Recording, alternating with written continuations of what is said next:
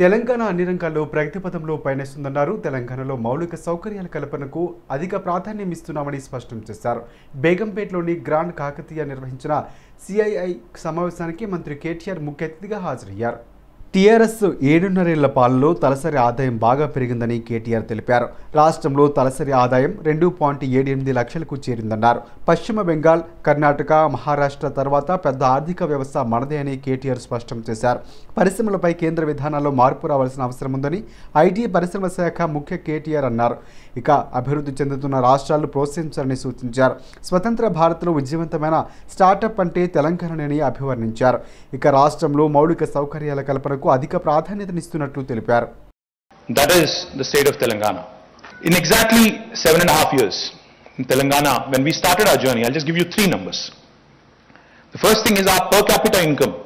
When we started our journey in 2014 in June, 2nd of June 2014, the per capita income of the state of Telangana was 1,24,000 rupees. The per capita income of Telangana today is 2,78,000 rupees. The GSDP, the size of the GSDP, the gross state domestic product, back in 2014 June, was 5 lakh crores, Telangana, 4.9 lakh crores to be precise. And today, again, according to Government of India statistics, the current GSDP size of the state of Telangana is 11.54 lakh crores. The Reserve Bank of India has released a report, a book of statistics in October 2021, and they have clearly stated that Telangana is the 4th largest contributor to Indian economy. So that goes to show you why I call Telangana the most successful startup of independent India. And by 2014 November, Telangana came out with its first legislation, that is the Telangana State Industrial Project Approval Self-Certification System, the TS-IPAS. AP మాదిరి తెలంగాణలోనూ ప్రభుత్వ పాఠశాలలో ఆంగ్ల మాధ్యమ బోధనకు రంగం సిద్ధమైంది. వచ్చే ఏడాది నుంచే రాష్ట్రంలోని అన్ని ప్రభుత్వ పాఠశాలల్లో ఆంగ్ల మాధ్యమాన్ని ప్రవేశపెడుతున్నట్లుగా రాష్ట్ర మంత్రివర్గ ఉపసంఘం కీలక నిర్ణయం తీసుకుంది. 1వ తరగతి నుంచి 8వ తరగతి వరకు తొలుత ఆంగ్ల మాధ్యమాన్ని ప్రవేశపెట్టాలని విద్యాశాఖ మంత్రి సబితా ఇంద్రారెడ్డి నేతృత్వంలోని కమిటీ ఖరారు చేసింది. ఇక రాష్ట్రంలో ఇంగ్లీష్ మీడియంకు సంబంధించి అధ్యయనం చేయాలంటూ సీఎం కేసీఆర్ మంత్రి సబిత నేతృత్వంలో కమిటీ సబ్ కమిటీని నియమించిన సంగతి తెలిసిందే. ఇక ఈ కమిటీ ఆధ్వర్యంలో దాదాపు పూర్తిగా అధ్యయనంలో పూర్తయిన వివరాల బట్టి కమిటీ సభ్యులు ప్రత్యేకంగా భేటీ అయ్యారు. సందర్భంగా వచ్చే ఏడాది నుంచే ప్రభుత్వ పాఠశాలలో ఆంగ్ల మాధ్యమ బోధనను ప్రవేశపెట్టాలని నిర్ణయించారు. మజ్లిస్ పార్టీ 64వ ఆవిర్భావం ఘనంగా జరిగాయి. ఆ పార్టీ సమావేశ సభలో అక్బరుద్దీన్ ఓవైసీ పాల్గొన్నారు. యోగి ఆదిత్యనాథ్ తనకు నచ్చిన దుస్తులు ధరించినప్పుడు మైనార్టీ మహిళలు ఎందుకు హిజాబ్ ధరించవద్దంటూ ఆయన విమర్శించారు. భారత్లో అమ్మాయిలు తమకు నచ్చిన దుస్తులు ధరించవచ్చునన్నారు అక్బరుద్దీన్. ప్రతి ఒక్కరూ తమకు నచ్చిన ఆహారం తినవచ్చు, నచ్చిన దేవుణ్ణి పూజించే అవకాశం భారత్లో ఉందని పేర్కొన్నారు. మోడీ ప్రభుత్వం వచ్చిన తర్వాత దేశ సరిహద్దు ప్రాంతాలు సురక్షితంగా లేవని అన్నారు. ఇక విదేశీ పాలసీ నిర్ణయాలు మంచి ఫలితాన్ని ఇవ్వటం లేదంటూ అక్బరుద్దీన్ దుయ్యబట్టారు.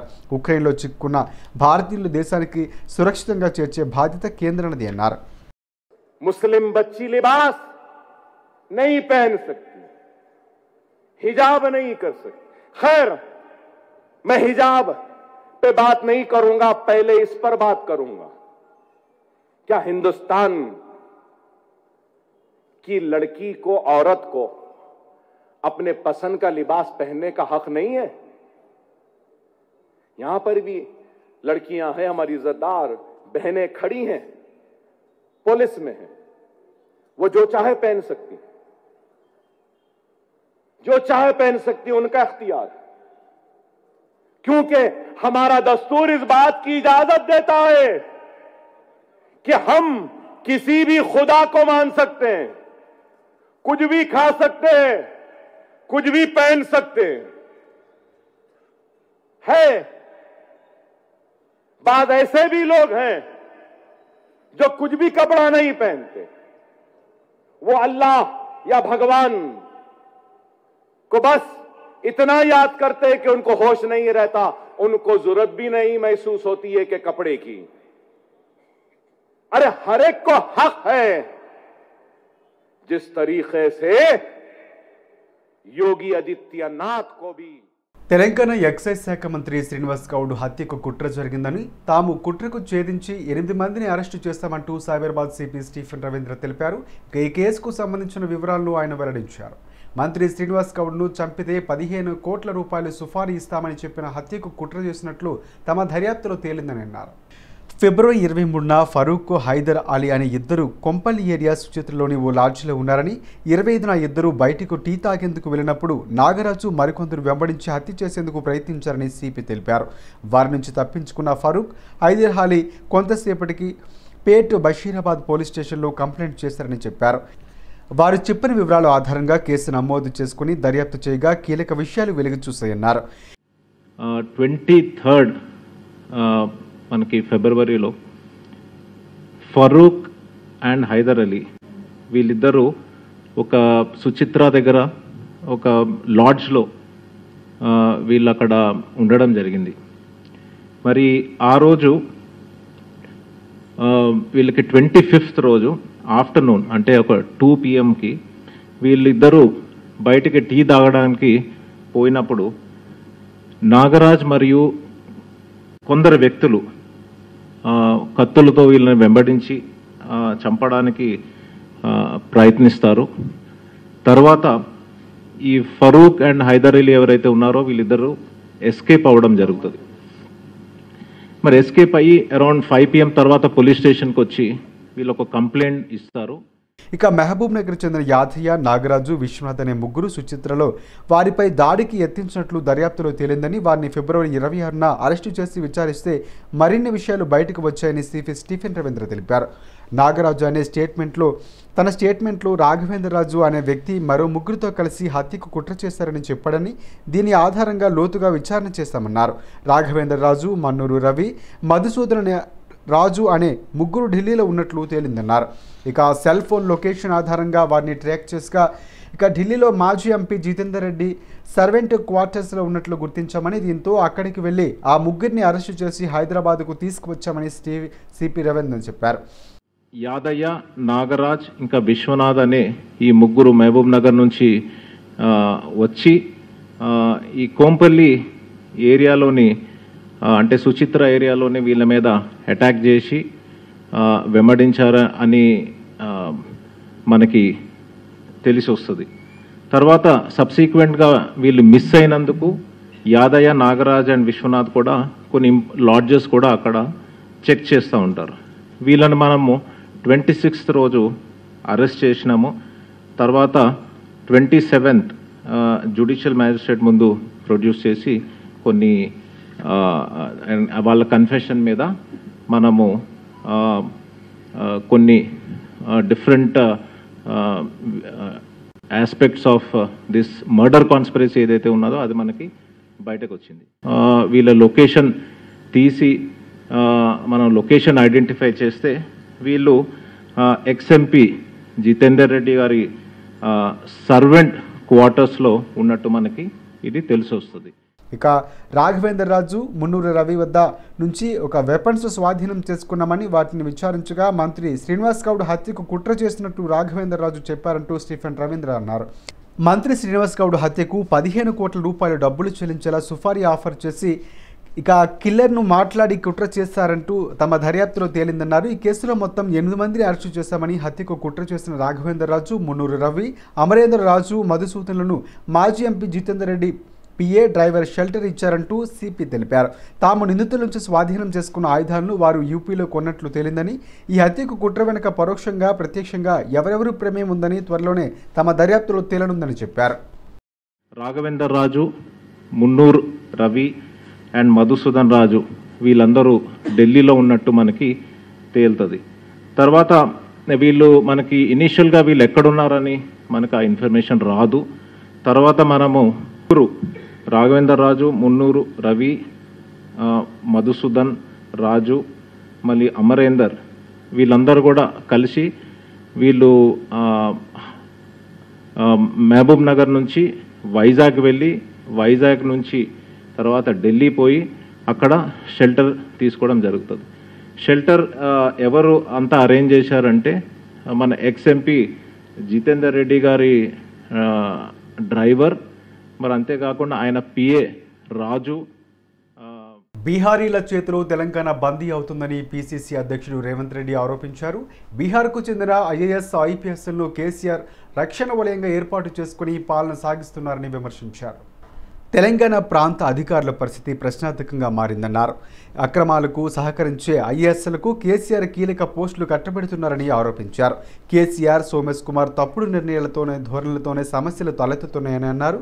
ఇక భూతగాదాలకు ధరణి వేదికగా మారిందన్న రేవంత్ రెడ్డి నిన్న ఇబ్రహీంపట్నంలో జరిగిన హత్య ఘటనలో ఇందుకు నిదర్శనమని చెప్పారు.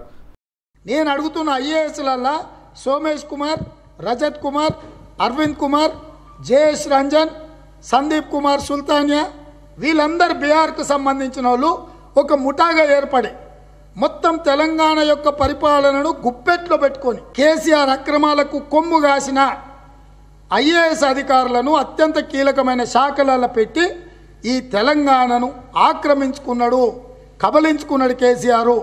ఇక ఐపీఎస్లో అంజనీ కుమార్ ఆంధ్రప్రదేశ్ క్యాడర్కు కేటాయించిన అధికారి, అతను కూడా కోర్టును అడ్డం పెట్టుకుని తెలంగాణలో ఉంటే ఉన్న డీజీపీని ఉన్న పలంగా సెలవు మీద పంపించి అంజనీ కుమార్ను నిన్నటి వరకు హైదరాబాద్ సిటీ కమిషనర్గా పెట్టినరు, అక్కడి నుంచి డీజీపీగా తీసుకెళ్ళిండ్రు. అసలు ఈ రాష్ట్రంలో 157 మంది ఐఏఎస్లు ఉంటే అసలు ప్రతిభ కలిగిన ఐఏఎస్ ఆఫీసర్లే లేరా?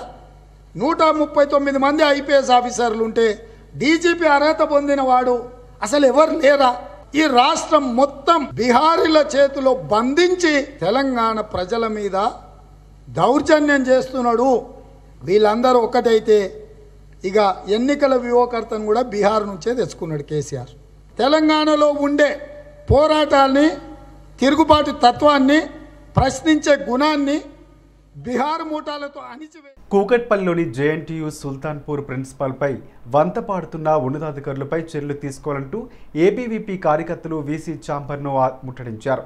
ఇక విద్యార్థులను అనవసరంగా సమస్యలోకి నెట్టివేస్తున్నారని ఏబీవీపీ కార్యకర్తలు ఆగ్రహం వ్యక్తం చేశారు. జేఎన్టీయూ సుల్తాన్పూర్ క్యాంపస్ హాస్టల్లో నిబంధనలకు విరుద్ధంగా ప్రిన్సిపాల్ వ్యవహరిస్తున్నారని ఆరోపించారు. మెస్ టెండర్లను రెన్యువల్ చేయకుండా అక్రమంగా మెస్ ఛార్జీలు పెంచడంతో విద్యార్థులపై నెలకు 5 లక్షల రూపాయల భారం వేస్తున్నారంటూ ఏబీవీపీ కార్యకర్తలు ఫైర్ అయ్యారు. నాన్ టీచింగ్ స్టాఫ్ జీతాలు తగ్గిస్తూ వేధింపులకు గురి చేయడంపై, నకిలీ ధృవపత్రాలు కలిగిన ఉద్యోగులు తొలగించాలని, ఉన్నతాధికారులపై చర్యలు తీసుకోవాలని డిమాండ్ చేశారు. ఇక ధర్నా నిర్వహిస్తున్న విద్యార్థులను పోలీసులు అరెస్టు చేశారు.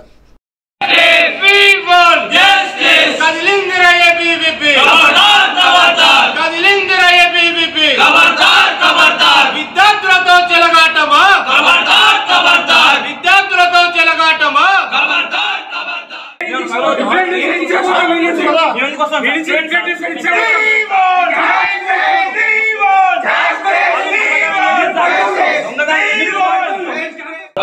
ఆయన ఓఎస్ డిస్ట్రిబ్యూట్ అఫేర్స్కి నేను ఐ కెన్ సబ్మిట్. గత 20 రోజుల్లో జరుగుతున్న విషయాలు మీకు తెలుసు. సుల్తాన్పూర్ క్యాంపస్లో ఏదైతే ప్రిన్సిపాల్ శ్రీనివాస్ నకిలీ పత్రాలను చూపెట్టి ప్రిన్సిపాల్ పోస్ట్ని పొంది ఒక రియల్ ఎస్టేట్ దందా చేసుకుంటా కాలేజీలో తన విధులు అంటే ఏదైతే సక్రమంగా నిర్వహించకుండా అక్కడ ఉన్నటువంటి విద్యార్థులు అంటే ప్రస్తుతం విద్యార్థులు కానీ, నాన్ టీచింగ్ కానీ, టీచింగ్ సిబ్బంది పైన వేధింపులు గురి చేస్తుంది.